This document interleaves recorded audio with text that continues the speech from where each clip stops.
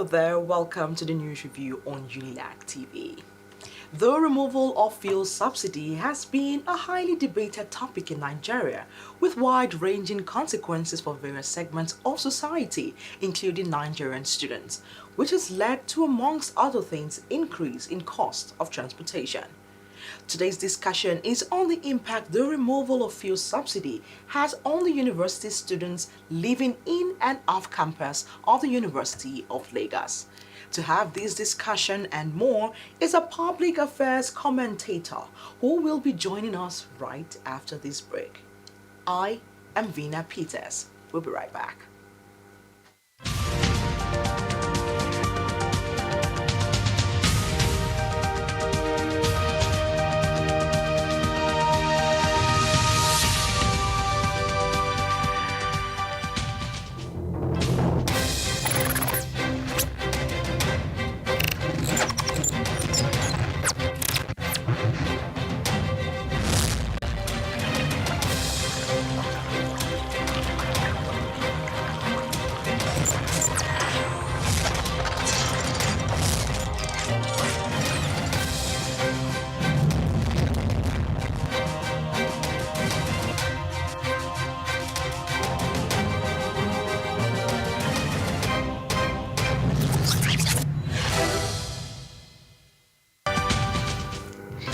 Welcome back. If you're just joining, it's still the news review on Unilag TV, and remember to follow us across all social media platforms at Unilag on TV.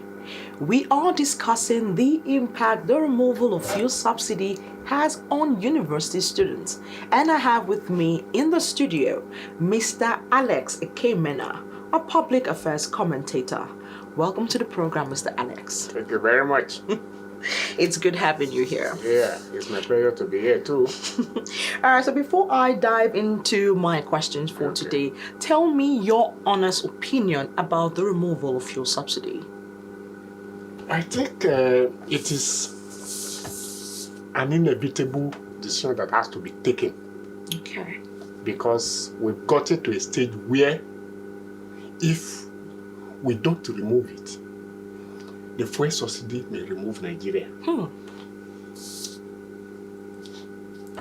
And that presupposes that the issue of fuel subsidy has been with us for decades. It has become a creeping phenomenon that has grown into a Frankenstein monster, devouring resources that could have been plowed to other sectors of the economy for its growth and development. So Nigeria is already at the verge of collapse on account of the humongous amount of money that goes by the name fuel subsidy on an annual basis. So it has become inevitable, and the courage to take that decision. Fortunately, the newly elected president was able to find the courage and, took that momentous decision that affects every sector of the economy. And in the next few months, we are now going to see the impact of that decision, because this is just the gestating period for the gathering forces to readjust, the market forces to readjust themselves to the new reality. It is a new reality that we have to face, whether we like it or not. Okay. Let's talk about the topic for today. That is the impact the removal of fuel subsidy has on university students. Now, as a public affairs commentator, what is your assessment on that? Well, it all depends on the angle from which you are looking at it. If, for instance, students, staying off campus have to, transport themselves on daily basis for their lectures on campus, they have to pay, money for transport. But the fare has increased as a result of, the removal of the fuel subsidy, probably by close to 200%. For instance, if you are coming from Yaba bus stop to the main campus, previous to this time, you pay something like 100 naira. Now, you are paying 150 naira or 200 naira, depends on the mood of the drivers. So, that is already digging into your pocket. Your meager resources that is meant to sustain you on campus, part of it is already going for increase in fuel and in transportation fare for the students. So it is not just only the students, but other category of staff that has to use public transport. And even if you are not using public transport, you are using your private vehicles, you have to fuel your vehicle. And the amount with which you are now fueling your vehicle, has increased. So it affects everybody across body. Okay, let's still stay on the socio-economic consequences it has on students. Now, in terms of their financial burdens, I want to believe you also have kids who are in the university or probably who have actually finished. Yeah. And I know that the pocket money would not still be the same. Sure. As well as the feeding money for those kids as well on campus. Sure. Now, can you actually shed more light on the socio-economic consequences of that? Interestingly, the federal government, upon taking that momentous decision, as I call it, has also added a safety valve, which they are now working upon in terms of, increase in income for federal government workers that will also affect other category of workers across the country. The federal government, President Tinubu, has set up a committee that will look into the income, of workers, which has remained stagnant for more than 10 years, despite the increase in inflationary rate. So, if you are holding 5,000 naira as at today, it is no longer worth more than probably 2,500 naira before this time, because the cost of living, the cost of goods and services has gone up as a result of the removal of the fuel subsidy. And you have to find a way to cushion the effect of this, which is by the way of increase in income, salary, allowances, and all the rest of it, which the federal government has embarked upon, and which we believe, in a very short time to come, there will be a kind of, template or framework which will serve the purpose of, cushioning the effects of what the federal government has done as regard removal of fuel subsidy. All right, guys. So we'll stick to that, but we'll have to go on a quick break. Okay. And when we come back, we'll venture into more of the questions for the day. We'll be right back.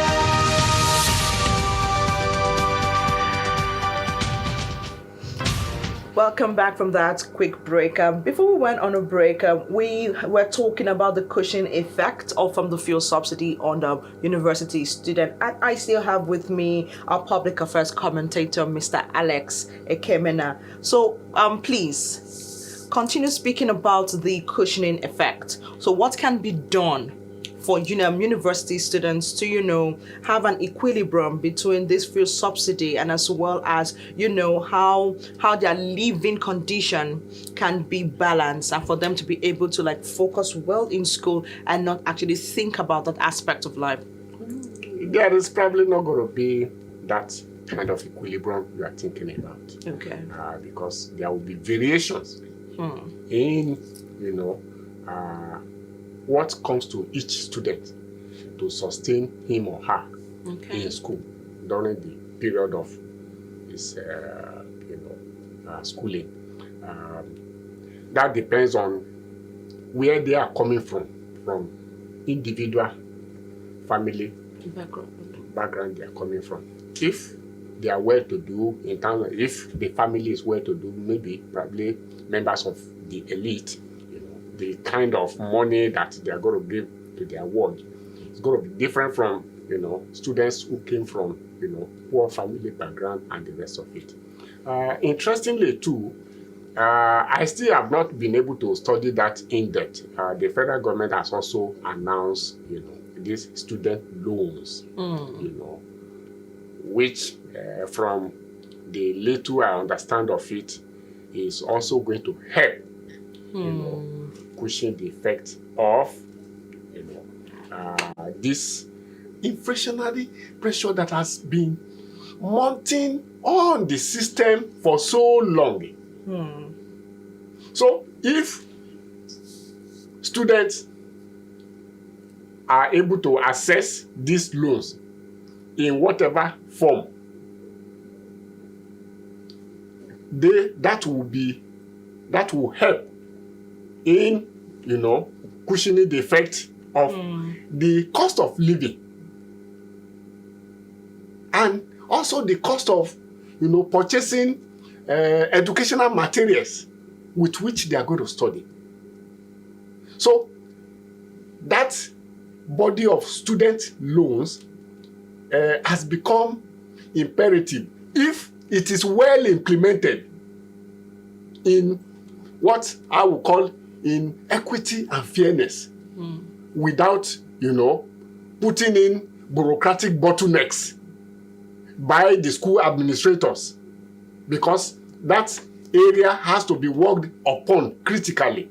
You must put people in charge of that system that will ensure access to all categories of students, on first come, service kind of thing. And there will be integrity of the system. You have to ensure that that system, is sustainable. Otherwise, it will defeat the very purpose for which it was established. Yeah, I would like us to talk about the transportation system, but we'll do so after we actually listen to this Vox Pop, because we spoke with some students and some cab drivers on campus, and this was what they had to say. Take a listen. 3 successive governments of late Musa Yar'Adua, Presidents Muhammadu Buhari and Ebele Goodluck Jonathan, have battled opposition to the removal of fuel subsidy in Nigeria. But it was a time bomb taken to explode. And on the 29th of May 2023, President Bola Tinubu, at the inauguration, made a proclamation that fuel subsidy was gone. Hours later, the NNPC hiked the fuel pump price from 185 naira per litre to 488 naira per litre and 550 naira per litre around the country. And the nation has never been the same. How are the students coping with this increase? We went around the campus to find out how they are managing the situation, and this is what they have to say.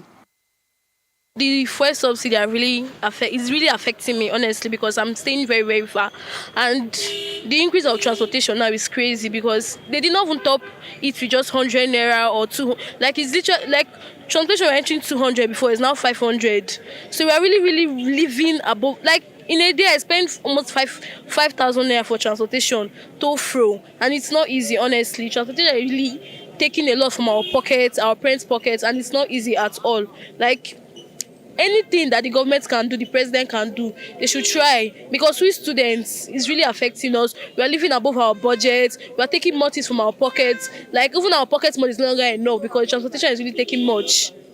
Okay, as a student, I feel like we have been having issues with cap fee. Sometimes we always complain that why would you increase it from 15 naira to 17 naira and you will still not give us our 13 naira change.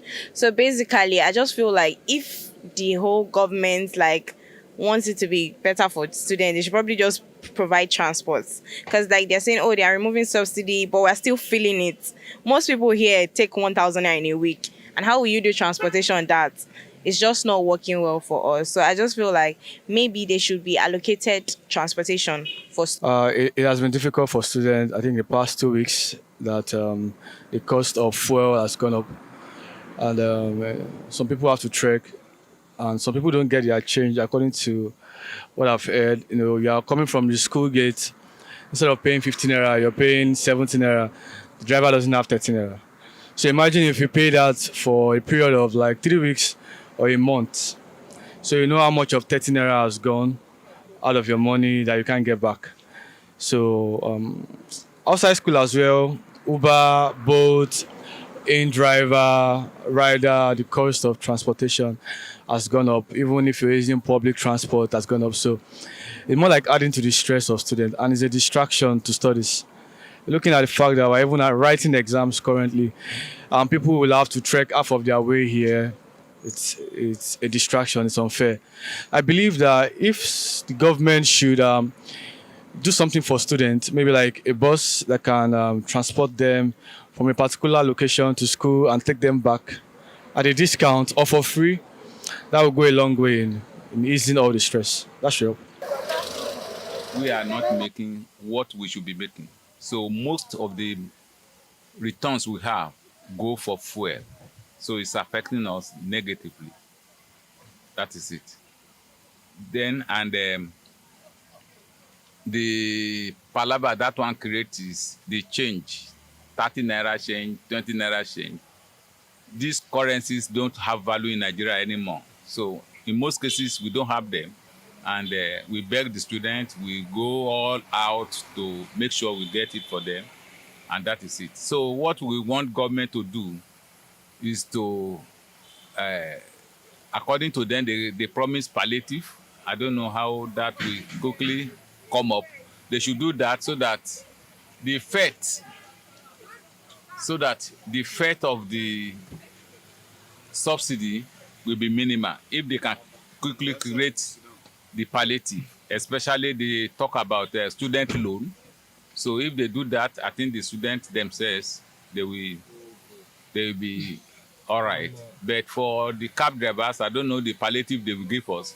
Either they create a special market for us to buy fuel at a very good rate, and vehicle spare parts, they are all very, very expensive. So I don't know how the government can do that, but we also need palliative because it's affecting us negatively, and it's very, very serious. I'm a 300 level student in Unilag here, and I can say that this fuel scarcity is really affecting me. Sorry, this removal of fuel subsidy is really affecting me personally. I know how much I have to spend when I'm coming to school because I don't even stay inside school and everything. So I was talking about carrying 4 people in this kind of a bus. It is very, very inconvenient for us. They've increased the prices of tea fare and they are still inconveniencing people in this bus. So but if I start to complain, it's a lot. There are a lot of things that I would say, but it's really, really affecting us. I don't know what the school can do to help us out. I think they said they wanted to carry 200 on this bus, but they had to make it 150. So even the 150 is a lot. It's a lot, I beg. They should consider us. We are students. The amounts that we spend on daily living now, it's a lot. By the time we get food in school is actually very expensive now because of this fuel thing. Talk more of the transport fare that they've increased. So I don't know what the school can do to help us. I beg. We are tired. I'm tired. I don't have the money to be spending. We are living above our means at this point. You've heard it all. It's not been easy for the students at all. The increase in transport is really affecting the students, and they have to spend far above their daily budgets on transport. And they're calling on the government to do whatever it can as soon as possible to alleviate the suffering of the students. I am Florence Okaavai, reporting for Unilag TV. Over to you, Vina.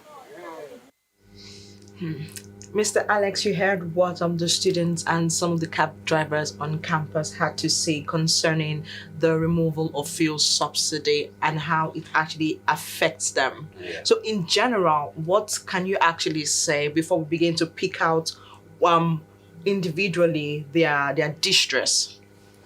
What I would want to say about this is that it is inevitable because there is no policy decision you take at any point in time that doesn't have its initial side effects. It affects every one of us, no single exception. So that is why we are feeling the pinch of that decision right now, in terms of increase in transport fare, in terms of increase in goods and services, in terms of even what you do that you take for granted. There is an added cost to it. But like I said at the beginning, it is a problem that has been allowed to fester for so long, that has become, a head of a Medusa. That if you don't take a quick decision to arrest this Medusa, there's going to be trouble for the entire nation, and it will be worse at that point in time. So that's where we are now. The period of feeling the pains before, the palliatives come in. So we have to bear it. Yes, it's very uncomfortable because we've not been used to it for quite a long time, and it's like a jolt to all of us. So, okay, let's talk about the cab on campus, because the fare was actually 50 naira initially, yes. Which was increased to 70 naira, and indirectly it is 100 naira. Okay. What do you actually have to say? Because these kids do not have all that money. What do you have to say concerning this? Well, the cab drivers probably have to review that decision, within the context of the fact that they find it difficult to returning that little change back to the students. And that also points to a critical, problem within the monetary cash policy in the country. Nigeria hardly spend, you don't find this 10 naira, 5 naira, 20 naira change around anymore. Starts from 50 naira, 100 naira, and the rest of it. So the economy has to be adjusted in such a way that, the financial end of it will allow you to have, your little change back, because that little change means a lot. Very true. Very. If you travel outside the country, for instance, if you go to United Kingdom, in the metropolis of London, if you are taking either cab or train, your penny must be given back to you as a change. Yes. Because it doesn't belong, to them. It belongs to you as the owner of that penny of a change. So, but in our own situation here, for over a long period of time, you hardly get your little change back. And that has caused a lot of distress, especially during this period where you need to save every kobo that you have. So that is a problem that we have to find a solution to it. Okay, babe. So before we let you go, quickly tell us, in your own expertise, what role do you think policymakers, educational institutions, and as well as other stakeholders play in addressing the concerns and needs of Nigeria university students affected by the removal of fuel subsidy? Interestingly, that role belongs to the federal government, and I've always advocated that when you are about to take certain policy decisions that affect the welfare, the bottom line welfare of the people, think in advance. Prepare yourself in advance so that, when you are rolling out the decision, the policy decision, you must also be ready to roll out, the necessary accompanying, palliatives. Otherwise, you are going to run into problem like we're already experiencing today. The termination of the fuel subsidy has taken effect. But people are feeling the side effects. How do you, perceive and manage those discomfort that you've caused, the populace? They are not the cause of the fuel subsidy crisis that we've been experiencing over the past 3 decades. They are not. So you must take the public interest of, your citizens into serious consideration before you roll out policy decisions that will affect their lives. So that is a major area that the federal government, especially this new administration in town, has to critically address. Probably by the time they are setting up their economic management team, they are setting up a national economic planning, whatever, they should have, the interest of the citizens at the base of whatever decision they are going to take that will affect, readjust, and adjust the lives of the citizens. All right, sir. Thank you so much for coming on the program. You are most welcome. It's been a pleasure having you. You are most welcome. And that's how far we can go on the program for today. It's been amazing having you. And of course, Mr. Alex Akimena, a public affairs commentator on the program. Do join us next week for another episode. And remember to follow us across all social media platforms at Unilag on TV. I am Vina Peters. Bye for now.